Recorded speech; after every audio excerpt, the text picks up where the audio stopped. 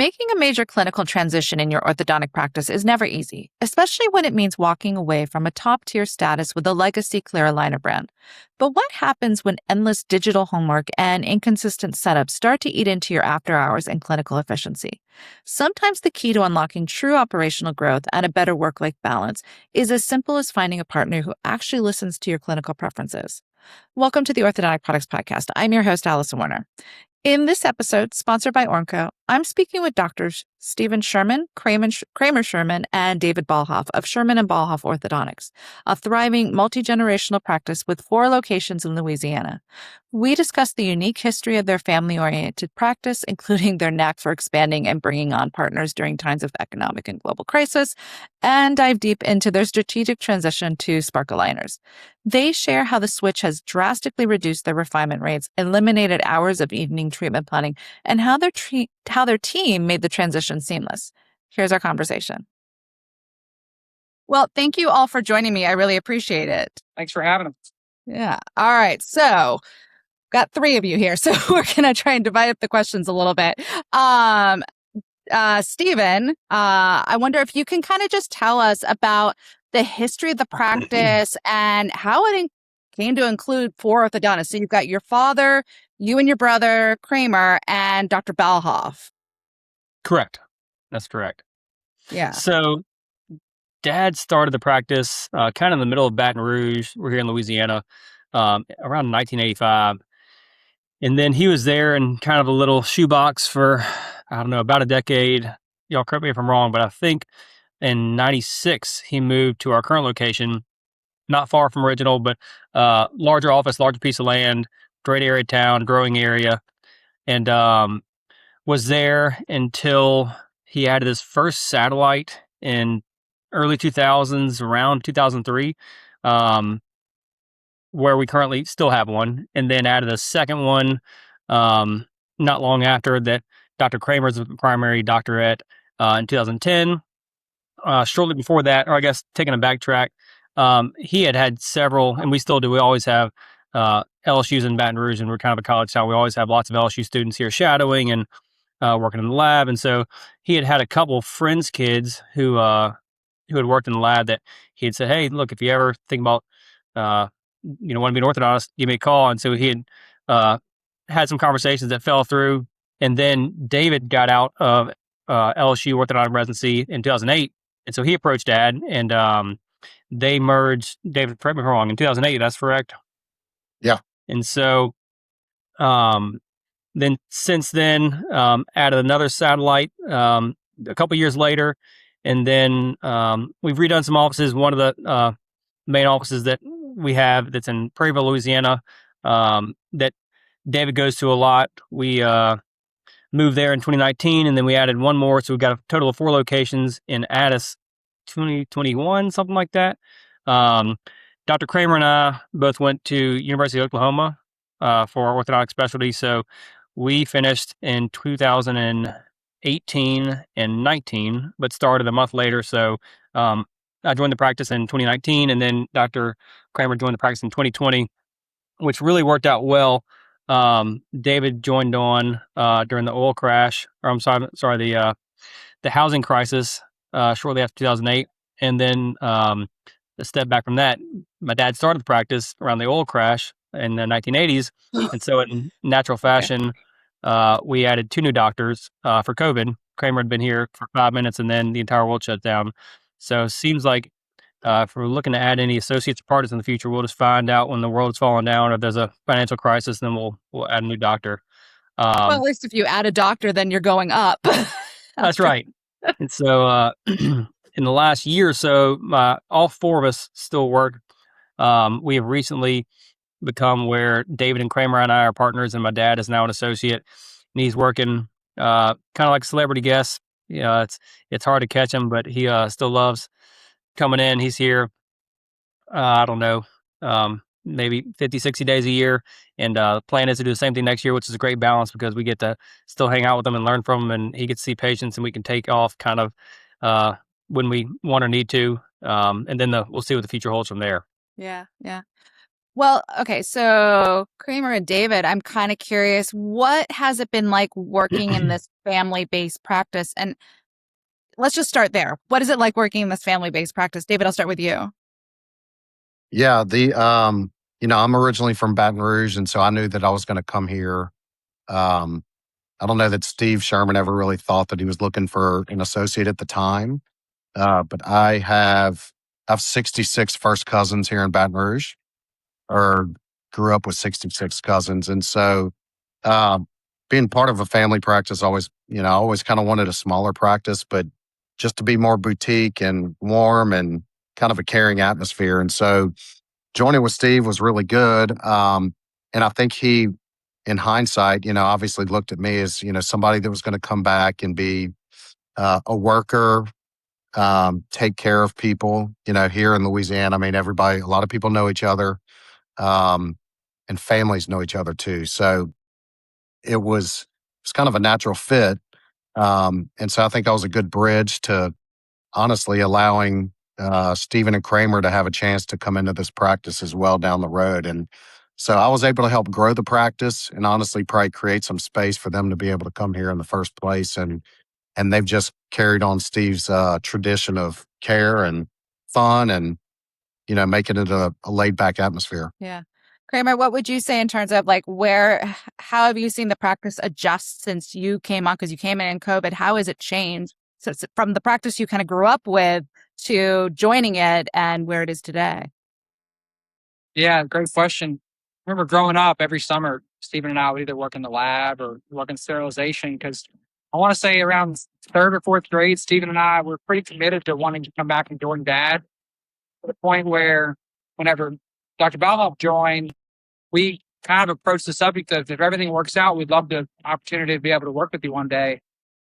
And so having the original outlook of knowing everybody in one office every day, getting to know everyone's staff, everyone's families, kind of created that family atmosphere that we had in our head to start with. Mm-hmm. But like Stephen was saying, whenever I graduated, I'd been here 2.5 months and COVID hit.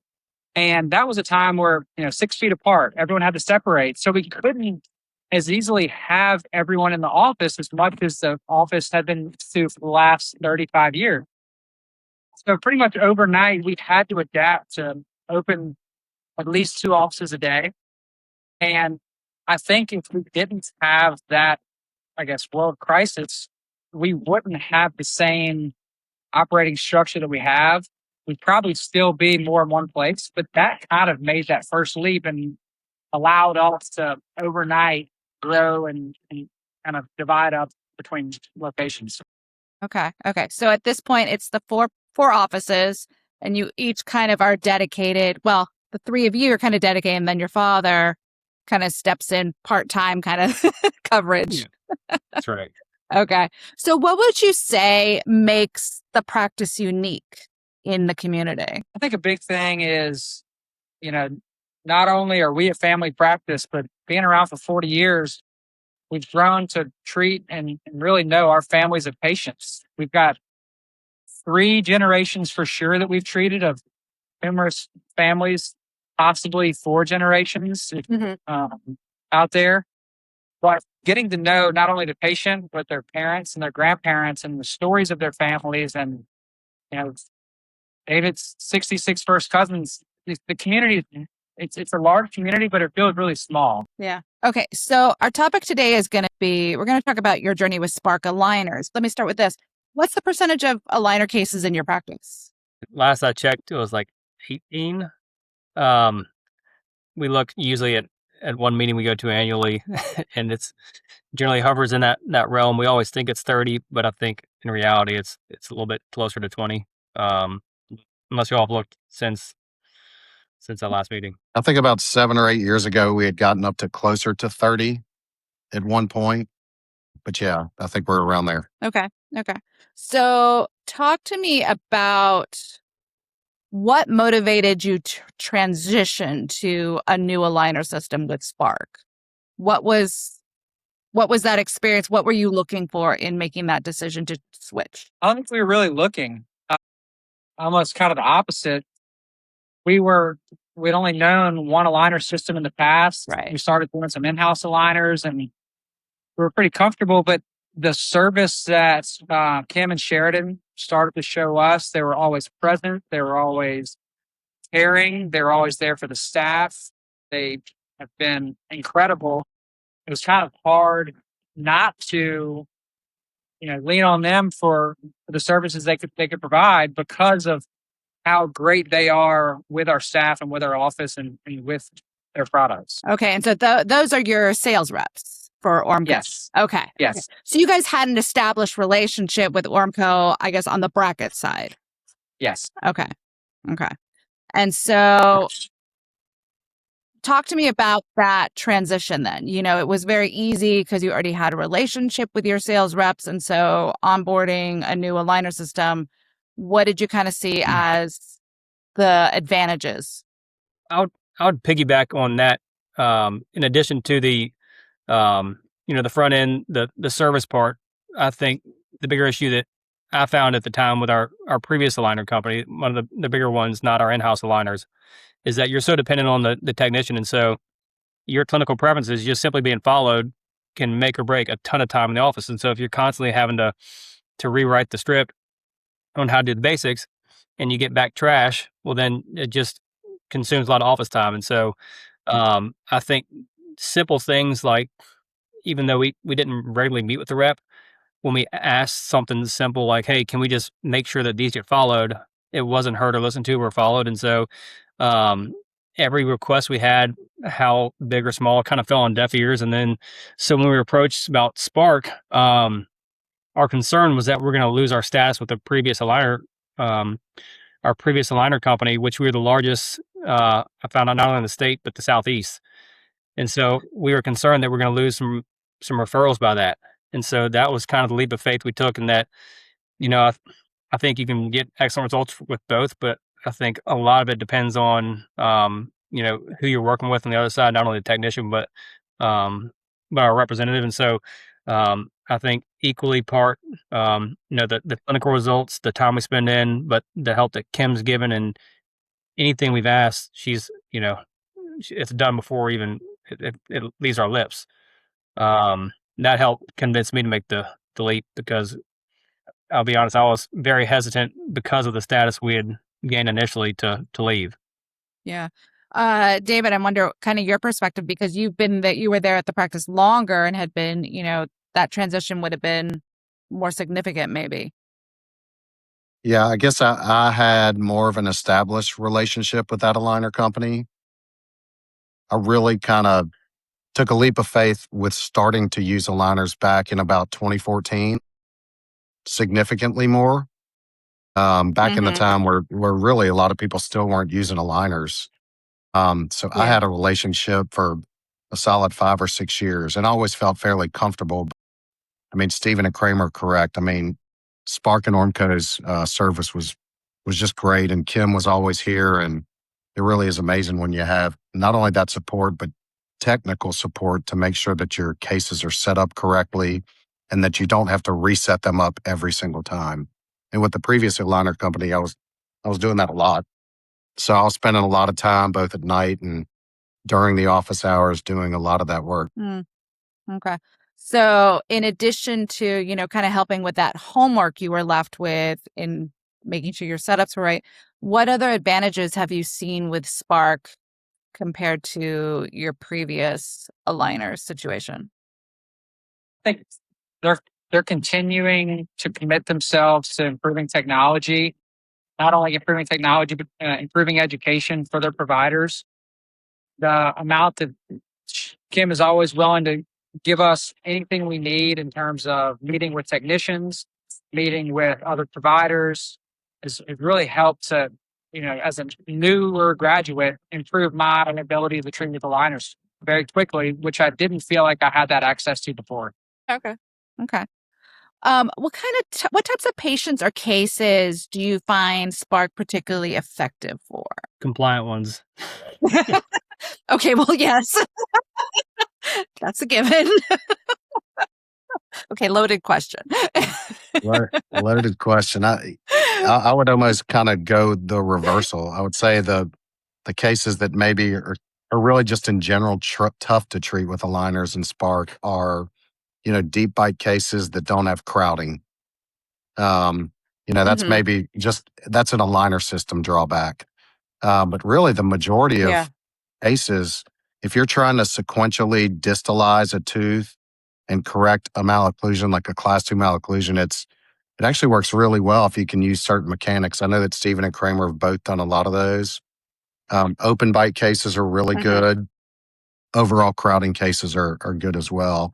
And patients who have really gummy smiles. Okay. Yeah, Yeah, a go lot ahead. of crowding and open bites, or I'm going to generally push a patient that direction. Mhm.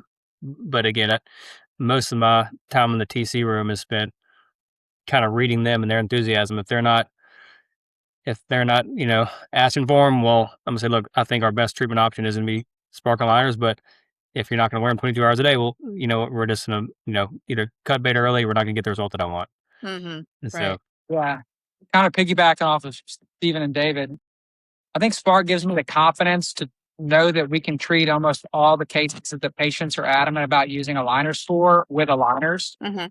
and seeing the different cases that have been treated with courses that we've treated in the clinic, here at the office, um, really proves that it's just one of the appliances that we can have, whether it's braces or aligners, that we can get the same result with. When I think in the past, there's a lot of providers that didn't think aligners could get the results with a lot of cases that Mhm. braces could. Right. Right. You kind of all have mentioned the fact that, like, kind of the continuing education and that aspect. What have you kind of availed yourselves of as you've onboarded Spark and as you continue to work with it? probably the best continuing education course I've been to, and I like they'd probably agree. I guess taking a step back, in residency, I took another major liner company's a liner course without getting too specific, and thought that that was, the golden rule with how to treat with liners. And so I'd set all my clinical preferences based on that, and I was kind of tried and true with that, and was not getting the results that I was hoping for. So whether it be the preferences, whether it be my setups or the technicians, you name it, lost a lot of confidence. And then since switching to Spark, went to the COIP course, I don't know, David, 2 years ago or so. What Talk we about the learned master there cord course. completely changed how I, yeah, completely changed how I think a lot with liner mechanics and how we do setups, and really changed the scope of what I'm willing to treat now. Mm. In fact, I have not done the follow up course to that, but that's told them recently that the next course I want to go to would be the follow up to that. And I'd highly recommended that to anybody, whether they're treating with Spark, whether they're treating in house or another liner company. I think going to that course, no matter what treatment modality they use of clear liners, is a no brainer. Okay. I'm kind of curious, how do you think Spark has impacted your practice overall? So, like, efficiency, patient satisfaction, digital workflow, or even just growth overall? I think a big one, whenever Stephen and I first joined, we were new grads and we wanted to try out all kind of stuff. And we bring something to the clinic and we wouldn't have the best implementation strategy to change something up. And so, you know, chair sides or team members of the office don't exactly love when you change systems up really quickly. So they weren't thrilled when we first mentioned we're going to try Spark. But Kim and Ormco were so great at bringing a team in and being there every day to make sure that the team knew how to, pull the website up, to put the aligner templates in, to how Spark works, how it operates. Really made things easy and really got the buy-in from the team, which made it pretty seamless. So that's helped other systems that we've implemented kind of knowing better how to do those. And then, you talked earlier about just, like, the homework you had with your setups with your previous aligner company, and talk to me about how that has changed and how you're not having as much of that digital homework. I find that, and I made a few changes after going to that course on my clinical preferences. All three of us kind of have our standardized now, but overall, it's rare that I get a case back and I kind of scratch my head and say a 4-letter word, like, what was this person thinking? Um, at the most, I may say, hey, let's, look at this part of my clinical preferences because they overlooked something. But generally, and I don't know if we have the same person every time, but the consistency on setups is much better. And so I would say, and I haven't tracked my averages, I would say on average for a new case, I have 2 refinements where I'm doing work on a case setup, whereas before it would be, I don't know how many. And more importantly on that, the amount of time that I would spend per setup is drastically different. And so that all equates to time at home, time to, focus on other parts of the office, time to spend with patients, you name it. Um, and I'm not spending a half day on a day off or, nights throughout the week. I can do majority of my, like you said, spark homework in between patients or throughout lunch to where it's not really changing my work-life balance. Yeah. Yeah. Talk to me about, kind of the response from patients. How, in terms of, have you noticed anything with how they respond to Spark and their treatment versus, what you were kind of seeing before? I know there's a lot of talk in terms of the different types of plastic, and this one's clear or this one's clinically more effective. Just my 2 cents is I think it kind of comes down to the setup, and so I think Spark's ability to educate the doctors, like I said, I think a lot. Give credit to the master's CYP course, and then just the improved communication between the meetings we've had with our technicians via FaceTime or Zoom or whatever it may have been, the responses and the clinical knowledge and setups from the technicians, plus what we've learned since using Spark, I think ultimately is probably the main contributing factor to clinical success. Not saying that one aligner company does or doesn't have better plastic, but I think the overarching dominant factor there is probably how it's set up, and I think that Spark does a real good job making sure that the doctor has an open line of communication with anybody they need, whether it be with a CE course, with their technician, with their rep, to make sure they've got all the tools they need. Yeah, and I think, Steve Sherman always talked about systems. I mean, that was his biggest thing in the office when I joined with him. And, it's like better systems always lead to better outcomes, and better outcomes lead to better word of mouth referrals. So now, I think general dentists and the greater population in the area realize that we are known for really good aligner treatment. So as a result, that helps us to grow. And then as we grow, the systems help make our lives easier, honestly. Yeah. Related to that, what does it mean for you to kind of have your aligner system and at least part of your bracket, if not all of your bracket system, within the same platform, with the same rep? How does that help with that kind of just efficiency of systems and growth? We do use some Ormco brackets. We don't use all Ormco brackets. Yeah. I think it helps our team members who order have less points of contact. The financial side invoices, I think, are easier in that way. But I think it mostly just comes down to who they have working for them, because they're so easy to have access to in the office that she answered all our questions very fast. Yeah. Okay. How do you see Spark kind of shaping the future of orthodontics and your practice in particular? I think they're committed to wanting things to all be in one platform. Seeing, they want to have indirect bonding in the same place in the same platform that Spark does. Right. So if you're using Ormco brackets, you're never changing websites, you're never changing systems, which will make it easier for the chair side, because I think there will be more indirect bonding in the future. I know that they're trying to stay on top of technology with pre-filled aligner templates, with improving materials. I think I don't know what the future holds, but I know that they're constantly trying to make sure that they're staying on the front lines of it. Yeah. What advice would you give to other orthodontists who are considering an aligner switch? Because sometimes it can seem daunting to make a change when you're used to a certain system? I would say if you're concerned about losing your status, because that was kind of our biggest drawback and concern was like, hey, we got this top tier status with this big aligner company. We get referred patients from them and we save this much money and we're paying, this low case fee. That has not slowed us down at all. And it's only gotten better. I don't think it's the referral has not affected our share of chair for aligners. It has not had a financial impact on us for case fees. And going back, I would 10 out of 10 do it again. And there's a reason that we haven't tried any other. I know there's been new aligner companies that have come up since then. There's been a reason that we have not tried any other aligner companies. We haven't. In fact, we've had offers to have cheaper cases with some,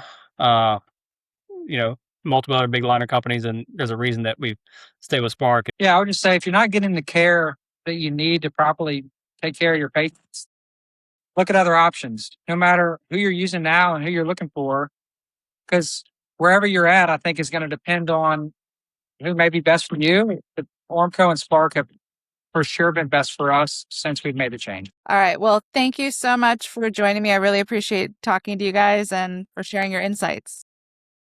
Thanks so much. Thanks for having us. As always, thank you for joining us. Be sure to subscribe to the Orthodontic Products Podcast to keep up with the latest episodes. And be sure to check out orthodonticproductsonline.com to keep up with the latest industry news. Until next time, take care.